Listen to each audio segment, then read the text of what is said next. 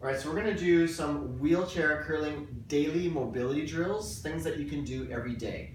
The first thing we wanna practice is actually deep breathing. So we wanna do about 5 deep breaths where we breathe in from the nose, we pause for about 4 seconds, and then breathe out through the mouth. You do the best you can. What we wanna do here is as we take that deep breath, we don't wanna shrug up, right? So we wanna make sure that when we take that deep breath, pretend like you got 1980s hoop earrings on. We don't want to hit them with our shoulders, okay? So give us a nice deep breath if you can. Take a deep breath in, pause, and then slowly exhale through the mouth. Very good. So we want to do 5 of those. That's something you can do every day.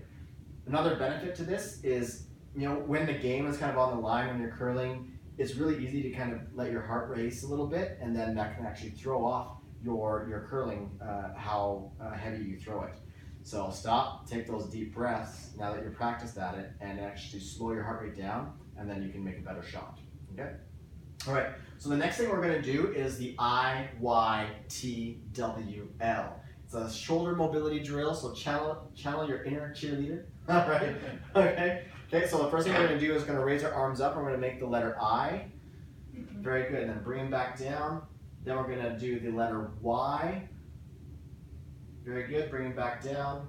Then we're gonna make the letter T, so arms straight out. Very good. And then make sure that those shoulders are down, that's it. Okay, and then bring them back down. Then we're gonna make the letter W, so it's kind of like I didn't do it.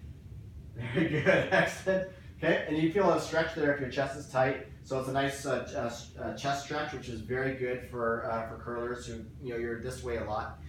So you kind of loosen that up. Okay, and then finally we're gonna make the L's, or we also call them no monies. It's like you dig in your pocket, I've got no money, right on. And again, this stretches out kind of that rotator cuff there, which like as we're curling, it can, like with the stick there, you can kind of do this a lot. So it tightens up that rotator cuff. So what happens when on this side is tight, guess what happens? The other side gets weak. So we want to balance that out. So not just for curling, but for everyday life too. You're just less likely to, you lower your risk of injury, exactly.